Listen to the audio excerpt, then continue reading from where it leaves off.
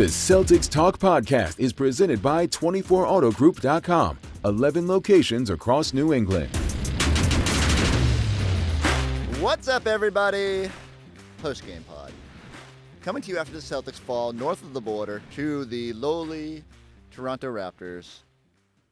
110-97. I stopped taking notes after Joe Mazzulla waved the white flag with about a minute and a half to go, sending in the reserve unit.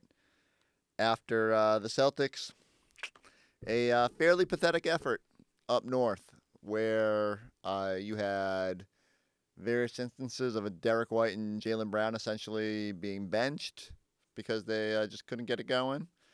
The starters, another miserable night. Even Kristaps Porzingis and Peyton Pritchard gave you a little boost and tried to keep you in this thing, but Celtics just never put together a sustained stretch where it felt like they were really going to win this game. And the end result is they're now 7-7 over their last 14 games. Another disappointing loss on the Celtics schedule. We'll take you inside the locker room. You can hear the players try to talk through this. A lot of expletives coming out of there while describing the Celtics play as of late. I believe Kristaps Porzingis says they played like bleep, and Jason Tatum said something like they're going through some bleep. So no lies were told. I think the moment that will stand out in my mind is final minute of the third quarter. Celtics are kind of letting go of the rope as the Raptors build a little lead, and Jason Tatum dribbles out towards midcourt to reset, and Scotty Barnes starts clapping on him and gets right up on him. And ironically, Tatum blows right past him, like literally leaves him in the dust, but smokes the layup at the rim, and now he might have got hit. He seemed to be motioning to the referee, certainly, that he thought he got hit on the arm going up. But the fact of the matter is he didn't get the basket. Play goes the other way. And it just feels like me a little bit of both a microcosm of this game where even when the Celtics did the right thing, it had the wrong result. And just doing 9 out of 10 things right, but not getting to the finish line of what you need to in order to make the effort worthwhile. And Tatum was far from the problem in this game, even though he I will lament that in the aftermath of that, he played, I think, the final 6 minutes 38 seconds in the fourth quarter before the subs got put in. Did not attempt a single shot, which we can sit here and talk about how much Jason Tatum needs to be aggressive and the usage rate and all that, but it is clear, especially on this night, the Celtics needed Jason Tatum to help carry them. And I mean, he made the right play most of the time. I can't wait to see the potential assist number because he generated a good amount. I think it was 19 assist points in this game, but that number is going to be even more gaudy based on what it could have been. Wouldn't be surprised if this is another 14 potential assist game with guys missing shots. Celtics Al Horford had, I think, 6 corner threes, only made one of them. Drew Holiday missed a couple corner threes, and a lot of them were off Tatum driving kicks. So, but that moment where Barnes is clapping is just it's just teams are not afraid of the Celtics right now, and the way the Celtics are playing, they shouldn't be. And it's not indicative of who the Celtics are or what we should feel about them overall. It's just right now in this stretch, they're not being the dominant team we saw last year. Teams are getting up to go against the champions, and the result is that the opponent is a little bit more locked in than the Boston Celtics right now, and it's manifesting itself in all the little things that are differentiating these games. And so, the start of this game, Derek White not only is he missing shots, but had a careless turnover. And so Joe pulls him, 3:27 in. He comes back, finally breaks out of I think he had missed almost 23s in a row, but finished 1 of 7 beyond the 3-point arc. Minus 29 ties as his worst performance in a Celtics uniform. Plays only 21-15, including getting essentially benched again early fourth quarter. You can see the frustration on Derek's face. It's not just the shots. It's just, again, it feels like everything sort of snowballing on him where you're playing hard and trying to make the right thing happen, but you're not knocking down shots. You're making turnovers, and let's face it, the Celtics perimeter defense hasn't been up to the level that it needs to be from both him and Drew Holiday to prevent these sort of straight line drives that seem to be a pattern. Derek White was far from the only player that had a rough go. Jaylen Brown, 4 of 16 from the field. Only 2 turnovers, but it felt like more. One of those nights where he just, couldn't seem to steady himself. And 10 points, minus 23 in plus minus. Likewise, he got a first half hook, or just like, it felt like Joe was looking for a spark, and so he was pulling some of the normal starter guys and trying to lean on Peyton Pritchard who was good at giving the team what it needed. But again, Celtics just never had a stretch where it was like, oh yeah, they're gonna race away with this game or dominate. The starters, 146 minutes now. They have been outscored by 40 points. I cannot for the life of me figure it out. Like we can blame small sample. This was only the 10th game that the starting lineup has been together. But you go through, and I think the best number they've put up this season is +3 in a game. This is a group that was dominating teams routinely by double digits. That had a plus like 16 net rating last season, and they were at -8.9 coming into the game. That will go down again, or maybe that's already pretty low. Might just hang it in the -8.9 range. I suspect there'll be a night where like all the shots fall and they'll look really good, and they'll be able to do some repair work on the numbers. But it is baffling, especially when contrasted against that starting group with Al Horford in the starting lineup is a plus 21.9 rating. So a 30 points per 100 possession swing based on like one player.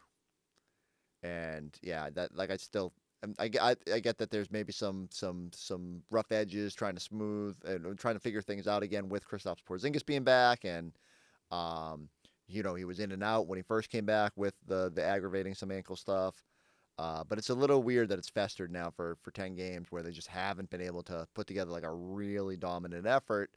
And when you add in the fact that the team is struggling overall, it just certainly leaves you pondering like what's the solution. And maybe it's just like tonight. Maybe it's just a quicker sub. Maybe it's finding the right rotation pattern that works. But the starter group just doesn't have its mojo. It's like it's been ripped away, and this team as a whole just not feeling it the way, not even last year, but just like the start of the year when they were grinding through games, but it always still felt like they were the champions, and that they were, they had big nights like opening night against New York, and then the first Cleveland game, the first half against Oklahoma City. They don't have that mojo, and certainly not for 48 minutes for a lot of these games. And a lot of talk about self-reflection and having to figure this out. Like, it's no fun doing these pods when they're stumbling. And I keep telling y'all, it's like one of the harder parts is that there's not a consistent theme. Now, Celtics being pretty much ice cold shooting, especially beyond the 3-point arc for the month of January, has not made life easy. But the fact that they haven't been able to lean into their defense in those moments has complicated things. And so when you're shooting poorly and you're allowing other teams to like feel really good on that other end, it's just a bad combination. And I don't know what it's going to take to kind of shake them out of this. We can call it we were joking on our pregame show, instead of calling it January malaise, we're calling it January mayonnaise. But they're stuck in it. Whatever this funk is, they need to be rousted from it, because you look up and like it sounds like it's a long ways away, and 3 months is till mid-April it's going to take a while. Got a lot of winter to navigate, but I really thought that January would sort of be the point where they started to launch a little bit, where they'd start getting back to what we know they are capable of. Instead, this little funk has continued and festered straight through the end of December now, and into the new calendar year. And you look up and like the Magic on Friday, the Hawks on Saturday, then you go out on the road. West Coast is always challenging, even if if it's not the better team, then maybe not as daunting of a stretch as the first trip through. But you gotta. I keep saying it, like they just gotta kind of find a way to be a little bit more focused. The missed free throws, the turnovers, the lack of resistance on the defensive end. There's all this little stuff, and it's not perpetual, but it is. It's not like a fluky thing. It's like these are issues they need to get better at, and they've shown in past seasons they can be better at it. It's really just maddening to watch. It feels like the whole team has gone cold shooting wise, and then it's just sort of snowballed into every other area and infected them in other ways. But enough of me telling you about it here. Let's let the rest of our crew and them themselves explain it with more from our post-game show. The award-winning 24 Auto Group is the easy choice for your next car, truck, or SUV. 11 locations and over 2,000 new and pre-owned vehicles in stock. Shop the brands you know and love, backed by savings and service you can count on. Plus, buy 3 and get 1 free for all tire purchases, with 11 convenient locations across the South Shore of Massachusetts. 24 has the knack to save you more. Visit us in store or online at 24autogroup.com. All right, what's happening? Celtics postgame live. Tom Giles, Eddie House. Celtics fall 110-97 to the lottery-bound Toronto Raptors up in Toronto, and had kind of the feelings that we saw Friday night against Sacramento a little bit, where Celtics are in the game, fourth quarter, opponent just takes over, and that's what you saw tonight from Toronto. Yeah, it was nasty. I'm just trying to figure out this team right now. And it's not so much we all get hung up on the fact that we talk about the three-point shots and, our field goals and everything else with that, like how we're scoring the basketball. But to me, it's a total opposite. It's the defense. The defense, pretty much over this last month has stunk. We put together a quarter here, a quarter there, maybe a half here and a half there, but a complete game of playing championship caliber defense, I just haven't seen it. And I don't know what it is. I don't know if it's fatigue. I don't know if it's just the dog days of January and, the end of December, whatever the case is. But we're going to get every team's best shot. So this is not something that we have to be like, oh, man, we're surprised that we're getting everybody's best shot. You know that. You're the champs. You know what I mean? You're coming off of winning a world championship. You're going to get every team's best shot. So you better come prepared. And for whatever reason, I don't know, I feel like, step slow. 18 field goals in the restricted area. That's just too many. I'm sorry. I mean. Yeah, you've been harping on points in the paint all season. And you saw that that's too many. In the restricted area, when I'm saying the restricted area, that's where the smile line is, right? Where you can take that charge, Yep. You know what I mean, in the lower defensive box. 18 points in there, that's just too many. I'm not going to hit there's no panic button to hit, but there has to be some self-reflection from this team to look and say, hey, man, it's just not good enough, especially what you're trying to do, because you're building habits right now, and the habits that are being built and that are happening aren't great habits. And you need, if you're going to repeat, that's the main focus of this repeat, is that it has to happen on the defensive end to allow yourself to be as great as you are on the offensive end. So going back to that, even that third quarter, you look at some of the numbers here. If you're talking about points in the paint, the Raptors were 11 of 12. 22 points in the paint. 22 points in the paint in the third quarter, and it just carried into the fourth. So in the second quarter, they had 30 points, right? And, the benchmark is usually 25, right? That's like where you want to keep teams at, under 25 or under, right? So 30 points in the second quarter, 33 points in the third quarter. They had 11 assists on 14 field goals, which means that they were getting whatever they wanted. They were collapsing our defense. Look at all of this right here. It's just, that's so easy. Like, there's no resistance. Where's the resistance at? Where's the resistance? It's I don't know. It's at times it gets hard to watch, because I know how good this basketball team is, and I know what they're capable of doing. And when I see in this, and I don't think it's the lack of effort or the lack of trying. It's just I don't know. That's what I can't put my finger on, because I don't think that they're out there just saying, hey, we're not playing hard, we're not trying to play hard, and this team is just playing harder than us. I don't think that. I think in the Sacramento game there was an effort issue in that Sacramento game, but tonight it didn't look like an effort issue. It just looked like a step slow, not being where you need to be at the right time. And 11 assists on 14 field goals means that they had their way in the third quarter. Yeah, they moved the ball, and you saw that in the fourth quarter as well. Celtics only gave up 22 points in that fourth quarter, but they also were held only 15 points in that fourth quarter. And you've talked about this, like them being out of sync and everything kind of being connected as far as that goes. The offense, too. We saw that off tonight. We saw a few occasions where if they're taking bad shots or just turning the ball over, and that leading to easy buckets as well for Toronto. Listen, Toronto shot 73%. They were 14 of 19 from the field, okay? 73%. I mean, you're not going to win games doing that, and it's back-to-back quarters when you're giving that up. See, it seems like just a count late, and you can't allow a missed shot to lead to easy baskets on the other end. Right here, look, a straight line drive. And, I mean, I don't know what that is. We're not loading up defensively. Here's a missed shot right here. Check it out again. It'll be another straight line drive. I mean, it's unbelievable. Like, just the way that I'm looking at it right now and was watching it is just, I don't know. It's out of sync, I think, is the perfect word to use. For whatever reason, they're out of sync. And, again, it could be I'm not making no excuse for them because that's not what I'm finna do. The dog days of January, you can have lapses, but it's the way that the lapses are happening, and they're compiled as more and more and more. So got to get it fixed. All right, Celtics had won 10 in a row against Toronto before tonight. Raptors getting their first win over the Celtics in a few years, and they'll meet up the final time of the regular season coming up on February 25th. And speaking of Scotiabank Arena, where they'll meet on February 25th, that's where we find Drew and Scal, who called tonight's game here for us. And Eddie, you got a question for Scal off the top? I do. I got a question for Scal. Scal, my question is this. I don't think it's like a lack of them having effort of trying. I don't think that they're not playing hard. You know what I mean? But here in the last month or so, like, the defense has just been lacking, and you right there. So you see it. What is it like? It's a count late. The rotation is not there.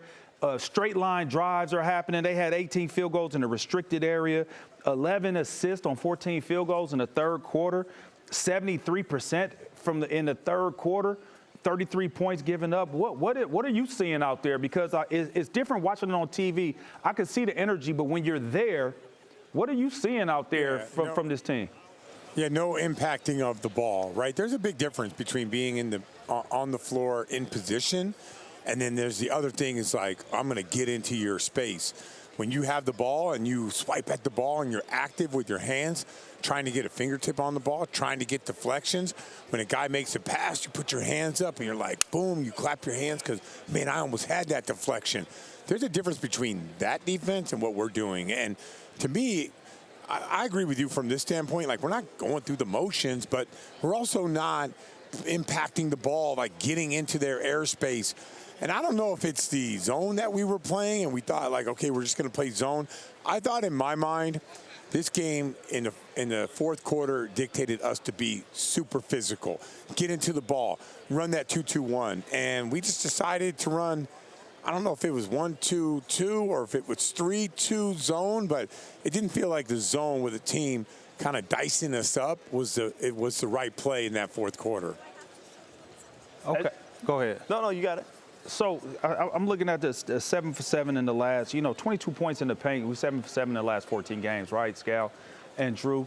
My thing is this, is that what do you think is causing that for us to not be as of impacting the ball the way that we are? Like, do you think it's the dog day? Because I don't want to make excuses, right? When you're trying to win a championship and try to go back-to-back, you're going to get everybody's best shot every single night. Sure. And so we know that. No matter who comes in, you're going to get them, and it's hard to get up for everybody, and especially in January.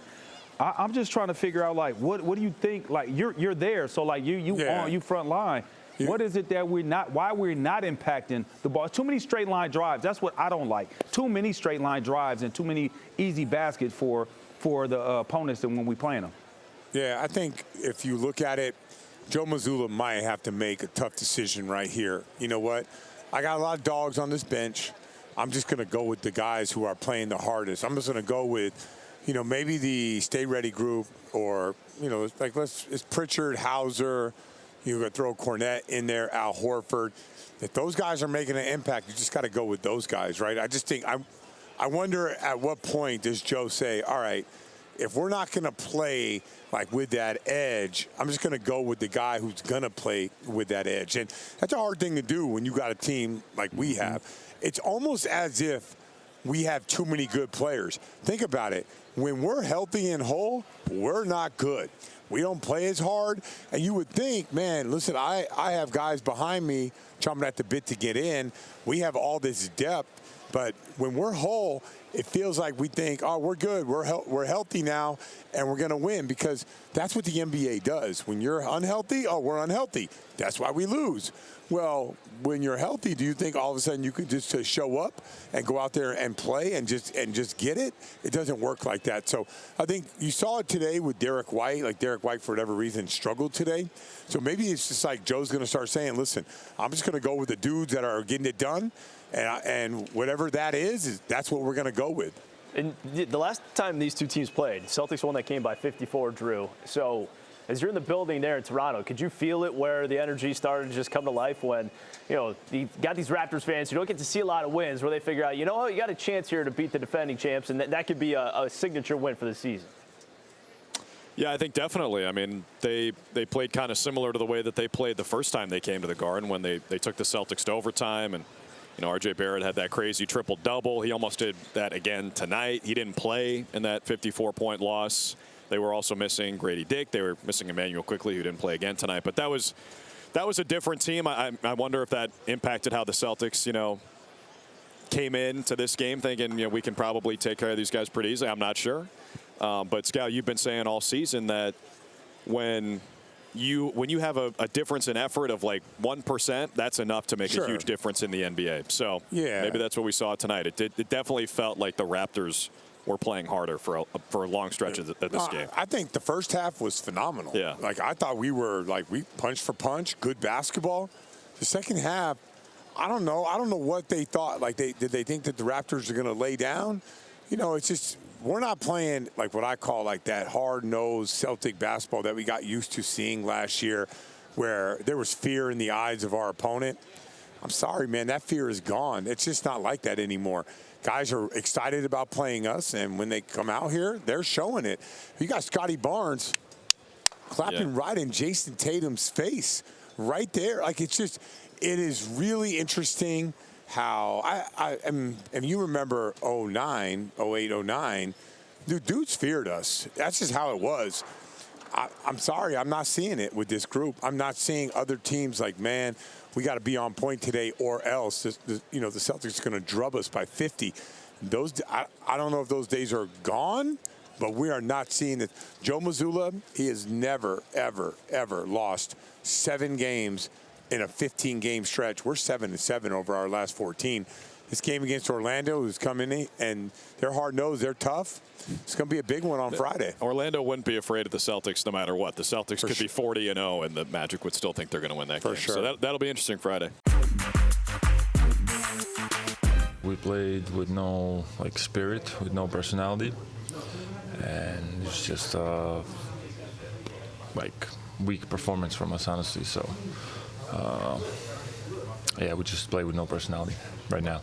Well, like, you guys are in kind of a rut already. It seemed like that would be kind of, things you guys are saying, like you're aware of it. It's kind of wake-up call time. Were you surprised? And what was kind of the cause of having a game like this when you were already seemed to be focused on getting out of this little rut? I don't know, honestly. I think we us individually have to look at ourselves, like where we can improve, what we need to do better. Like, are we fit? Are we this? Are we feeling good? Are we locked in mentally? And then try to fix and try to fix some of the stuff that we have going on. But it's not the end of the world. Like, every team has ups and downs. It's just tonight it feels like shit right now, and we played some bad basketball. Are there any conversations in the locker room afterward? Some more non-verbal stuff, I would say. That we just know that's not who we are. So it's in our hands to fix it. Do you feel like tonight, though, I mean, even 4 or 5 on 3, talking about trying to find a rhythm yourself, especially from long range, was this the first time you felt good? I wouldn't say the first time. I feel like the last few games my shot's been feeling better. Even last game I didn't shoot the ball great from 3, but shot was feeling more stable. And you know, slowly I'm like starting to play better basketball from my own point of view, and it's also, I think, showing. So yeah, I'm getting there. I'm working and getting better, and we as a team, we're still not we're not clicking the way we need to. So, but in my opinion, it's just a matter of time. You were, like, after a couple of other losses, you're a little more upbeat and like, look, we're not there yet, but don't worry, we got this. Like, you seem a little more now. It seemed a little more concerning, this loss, or where are you at in terms of concern level, getting out of it? Yeah, I will. Even if I was panicking, if we were panicking, I wouldn't tell you, but we are not, we are not, but we are in a bad moment right now for sure. We have to be realistic, like look in the mirror. We're not playing the best basketball. We're not executing. We're not doing this. It's a lot of things that we're not doing well, and we have to be honest with ourselves. Otherwise, we'll just keep going like this, and let's get some wins, get some losses, get some wins, and then we'll develop some bad habits. So. Just have to be honest and look at each other, look at ourselves individually, and then go from there. There's a lot of times with this team where you guys will have kind of a rough 3 quarters, then you can turn it on, you're capable of doing it, and kind of pull away. Yeah. This fourth quarter, things kind of got worse. What did you see in the fourth? I thought we had no spirit again, and we had no personality today as a team. We're just going up and down. It's weird to say, we have high character people here, but it's just things are not going our way. We're a little step slow here, there, this, just no spirit, no personality. This is kind of the first time with this group that you guys have experienced this kind of confidence in the group. What gives me confidence? Just knowing who these guys are. We. As I said, we have high personality, high character people. Nobody's pointing fingers and stuff, but we know we'll get past this. I know it. We know it, but we have to start. We have to start, and we have to start playing better. And we just can't keep cruising and expect, when just turn it up towards the end. So it's in our hands. All right, that's Kristaps Porzingis there as we welcome you to Celtics Postgame Plus. Kayla Burton, Chris Forsberg. I'm not going to lie. This one made me mad. Go for it. This one made me mad. Floor is yours, Kayla. I don't know if I want to have the floor. I respect Kristaps Porzingis, who finished with 18 points, 8 boards on the night. He was not the problem. It's what he said. No personality, no spirit. When you have and you felt even Eddie as he was leaving, and you guys didn't even see it because it went to break, but Eddie's like, what other teams are looking at, he said, they're looking at us as we're sweet. And when you start to get sweet, when other teams look at us and they're like, oh, Celtics, they sweet. We're going to come in here, they think they're the reigning champs or this and that.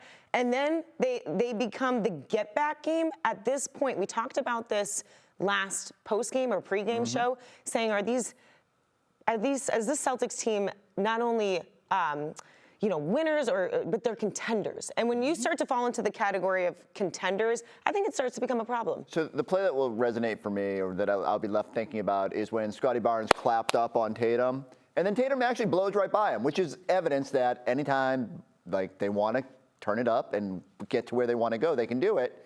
And then he smokes the layup. And now he might have got hit. I'm not going to sit here and go Zapruder film on the play-by-play there, but I don't know. And then Tatum doesn't take a shot the entire fourth quarter.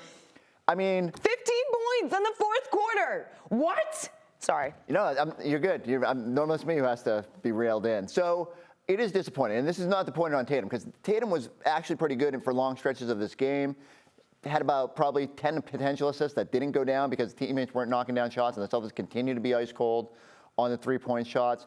Derek White getting benched within the first 3 minutes of this game because he doesn't have it going. He's in a funk, and he's trying to snap himself out of it. You can see the frustration that he wears. JB looked like spacey in this game at times. Only 2 turnovers, but just there were stretches where defensively he wasn't engaged. It's a problem with everybody right now, and it starts with your starters who are now minus 40 in 140 something minutes of floor time. They're not setting a tone. They're not setting the way that they dominated out the gates. And on a night like this, you're left for Kristaps and Peyton Pritchard to give you a boost, and it's just unsustainable when everyone else isn't pulling their way. So it's maddening. Like it's when you've lost Kristaps, when Kristaps isn't the one sitting there smiling and saying, "Oh, it's going to be fine," and he's admitting, like, "Man, we got some stuff to work out." When he calls it bleep, there's a problem. Yeah, and they're 28-12 now in the season, and we do understand. Look, it's a long season, 82 regular season games. They got the postseason. It's not going to be easy, and we're not expecting it to be perfection. Or for the Jays, I know they combined for what was it, 26 tonight? 26 points from the Jays combined, which is uncharacteristic coming from guys like them. And it happens. It's the NBA. It's basketball. But I think when you play, as Kristaps said, no spirit, no personality, that's when I start to get a little worrisome, because where's the heart? So it's going to be a great, I hope all eyes will be on the Celtics in their next game against Orlando, because that is one of the top teams here in the Eastern Conference. All right, up next, Celtics come back home. Quick little double dip. They got the Magic on Friday night. The Hawks come in on Saturday. 2 teams that, let's be honest, they've played the Celtics pretty tough. The Celtics have had varying levels of success against both. This season, they beat the Hawks, but then fall to the same team in the in-season tournament when they didn't have Trae Young. Hawks are playing much better lately. Have shown they can kind of throw some haymakers. And Trae's had some big nights to spoil, even when other teams have, like, I think I was thinking of recently when they played the Suns, and I think that was a Beal Durant 30-30 game, and Trae spoiled it with a 40-point night. So Celtics got to be ready for that. Banchero's back for the Magic, played in the last 3 games, had 34, I think, in his return. He always gets up seeing Jason Tatum on the other side, and the little Duke friendship and all that. The Magic don't even need Banchero to bring it. We saw what Cole Anthony and co did down there. Celtics still smarting from that one. The Magic always feisty against the Celtics. Magic did trip up tonight against Milwaukee. It'll flip-flop them in the spots 4 and 5 in the East, and that's way too early to start thinking about when there's a half a game difference. But Orlando's a team that wants to be in the top half of that bracket, and they've proven they can make a play for it. And so is just, if you start thinking about the Celtics and how the playoffs are going to shake out, maybe that's not a big deal because you're kind of trending towards the 2 seed here based on the slip ups.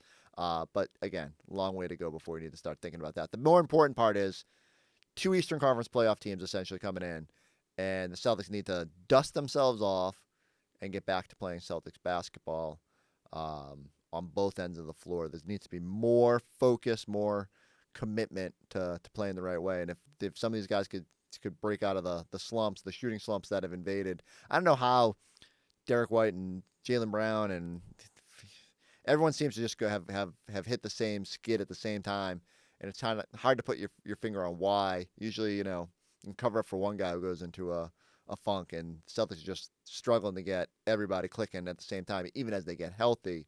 So plenty to work on. Plenty to diagnose and fix. Hopefully we'll be a little bit cheerier of a pod over the weekend. Until then, go like, go subscribe, go check us out on the YouTube page. Catch you Friday night on the PostGame Pod.